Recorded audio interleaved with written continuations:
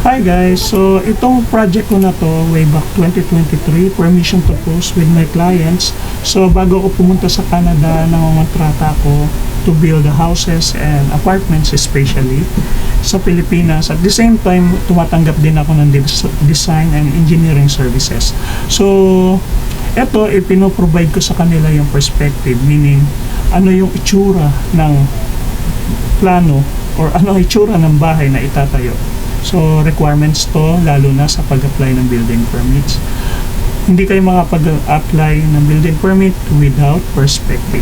So, in my case, i-provide ko sa client ko yung perspective ng bahay niya, yung front view, ano itsura ng front ng bahay niya. Pag tinignan niyo sa left or right view, and sa likod or rear. From your calendar, And then, sleeping starts in 15 minutes. And then also, provided ko din dapat or ipo-provide dapat sa inyo sa From your services calendar, yung sleeping starts in 15 minutes. alright. So, provided din dapat yung site development plan. So, ibig sabihin yan, ipapakita dito sa site development plan kung asan yung location ng itatayong building o lupa o bahay. So, ang ano namin dito, kaya humihingi kami ng kopya ng title ng lupa. Importante talaga sa amin to.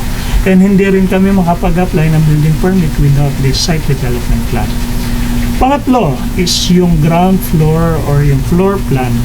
Okay, so kailangan ma-present namin sa inyo ano itsura ng floor plan. No? Ano yung plano? Yan na yun. Ano yung gagawin sa bahay or sa lupa. Tapos, ano ko na lang to, parang added na lang sa services ko na kaya kong gumawa ng mga 3D modeling. So, i-present ko din sa client ko yung 3D view ng floor plan. So, makikita nyo na dyan sa 3D view na, ito pala itsura ng ano. Hindi na mahihirapan pa yung client na mag-visual or yung magtatayo ng bahay or ng plano na ano ba itsura nitong floor plan na to. Kasi hindi lahat naman talaga is kayang umintindi ng plano, no? So, kailangan natin gawa ng way na mas maintindihan ng babasa ng plano. So, yan. Minsan provide ko din, hindi naman kadalasan, night view. So, ano itsura ng project or ng bahay kapag gabi. Para ma-showcase yung location ng mga lights, mga ilaw, ano itsura ng bahay pag gabi. No? So, option na lang ng designer yan kung ipapakita or ni-request ng client, pero minsan may extra charge yan sa mga designer. Another set of plans or another set of drawings na ini-include ko kapag nag-provide ako ng services ko sa design is yung interior design. So, since hindi na to covered ng services dapat sa plano, pero kung marunong mag-visual, maggumamit ng marunong mag-design interior, yung designer is napakagandang advantage to sa mga client. So, hindi na kayo manghuhula ano kulay ng tiles, ano kulay ng wall, ano finishing.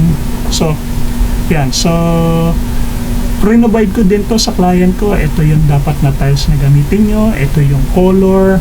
Gusto nyo ba to? So, ini-explain ko lahat, no, ng possibilities. At the same time, kapag nagbibigay tayo ng plano or ng set of plans, dapat meron niyang elevation dahil hinindin yan sa pag-a-apply niya ng building permit. So, yan. May elevation view ng front view, side view, rear view. So, yan. Ano pa ang mga inclusions ng plano? Makikita nyo din dyan dapat yung section view. Ano naman makikita sa section view? Sa section view, mapapansin nyo na kita dyan yung loob ng bahay, no? Pag kinat nyo yung plano, hinati, ganun, in-slice, gumamit kayo ng kutsilyo, hiniwa nyo yung bahay.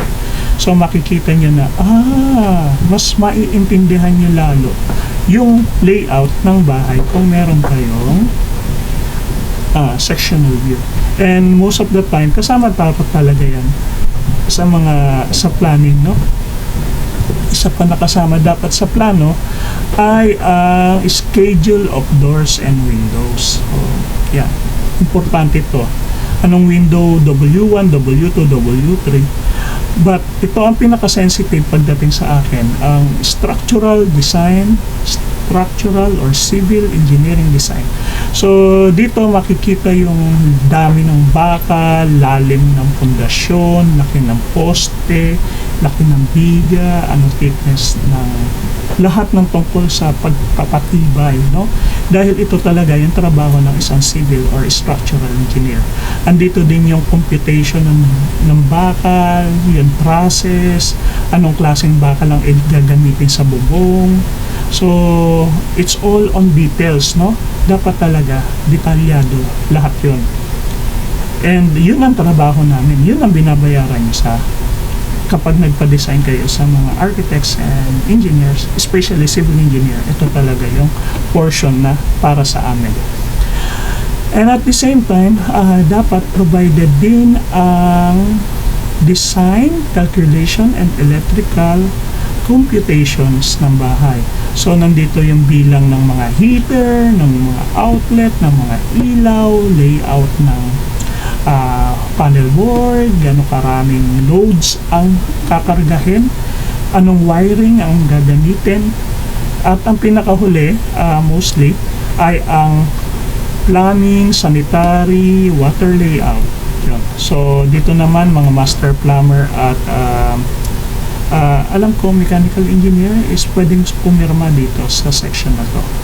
So, again, dapat pag magpapagawa kayo ng plano, ay suriin nyo mabuti na dapat itong set of plans na to ay kompleto na ma-deliver sa inyo, dahil kung hindi ito makaka-proceed na mag-apply sa building permit. And isa pang pahabol nowadays, kapag 2-story ang bahay nyo, ay hinihingan na ngayon ng structural analysis, which is another part of our work na binabayaran yung separately.